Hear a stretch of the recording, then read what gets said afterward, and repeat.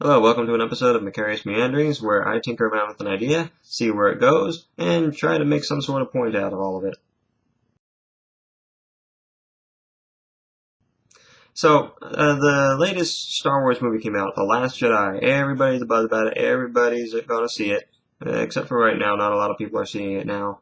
Um, it's falling behind financially behind Force Awakens. So, anyway, but it's in the public mind.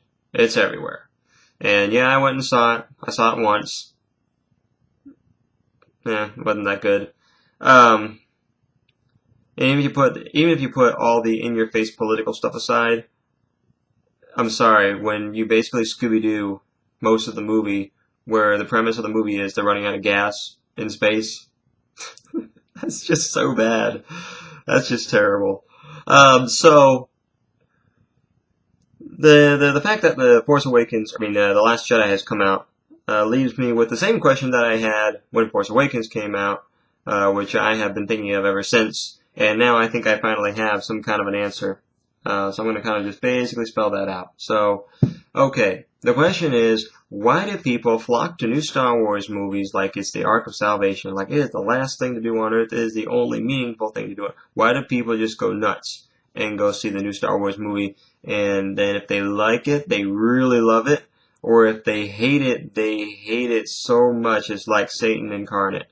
So, I just couldn't figure out why people had such an almost religious devotion to it, and then that sparked the idea. Of course, there's something religious about this.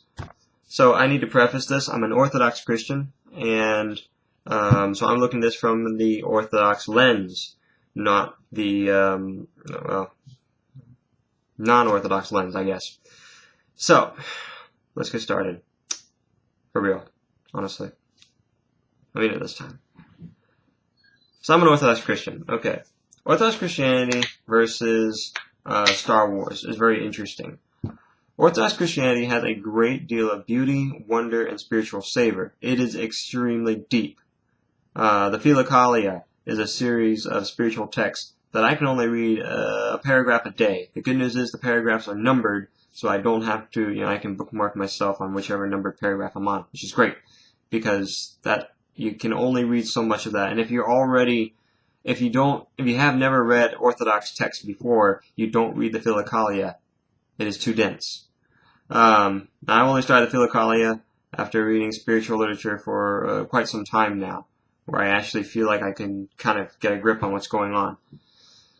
So, Orthodox Christianity had a lot of spiritual depth, a lot of soulful reading, and it's just a deep faith.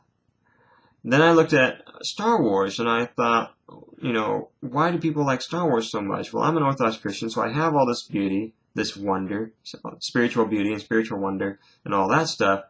And I looked at Star Wars, and I realized, oh, wait, there is actually a lot of similarity between what Star Wars is doing and what Orthodoxy does. Well, what Star Wars did before the prequels, anyway. So, in Star Wars, you have the Force. Obviously, it's an analogy of God and Satan, because there's good force and there's bad force. God and Satan. Okay, obvious. And then, a rather obscure thing here that not a lot of people necessarily know about is that the Jedi, okay, they're obviously rather monastic characters. Okay, everybody knows that. What people don't know is that Orthodox Christianity is loaded with monastic characters, monastic saints, whose lives you can read, whose writings you can read. These are a few right here. Elder Sebastian of Optina. He was around during the Communist Revolution, and they displaced him and a bunch of other Orthodox Christians into Karaganda. Saint Nectari, or Elder Nectari of Optina. He also experienced the Soviet era. He was there at the end of his life was when the Soviet era really got on a roll. So he still experienced that stuff. Instead of being in his monastery, when the Soviets really got on a roll, they came for the Christians and they just forced everybody out of the monasteries. And Saint Nectari wound up in a farmhouse. And in fact, it was on the border of a province, and they didn't want him in the province, so they had him move just beyond the border of the province. Like, it was the most petty thing ever, And then this is Elder Ambrose of Optina. Okay, these are saints' lives that have been chronicled. Alright, so we have this in the Orthodox faith. We have monastics in droves, whose lives you can read, whose writings you can read. My camera is out of focus.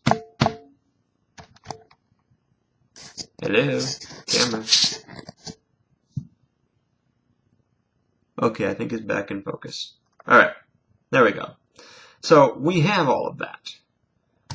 And, you know, the Jedi dress up in cloaks and hoods and all that stuff. Well, the monastics also had cloaks. Not hoods all the time so much, except for when they were blessed to be in the schema, which only happens close to their deaths, or reposes, I should say. No saint really dies. Okay, in all honesty, nobody really dies exactly. But anyway, all the that's another conversation for another time. I'm being rather loose with my words. So you have, let's see, you know, they even dress similarly with cloaks and hoods and whatnot. Jedi and Orthodox monastics, yeah. The Jedi have lightsabers. Well, okay, and in the New Hope, a staff. Okay, well, in Orthodoxy we don't have obviously any kind of weaponry like that. We do have, however, have prayer robes. Which are similar to the Catholic rosaries, which the Catholic rosary is the Catholic corruption of the Orthodox prayer robe. They're not the same thing, as far as I understand.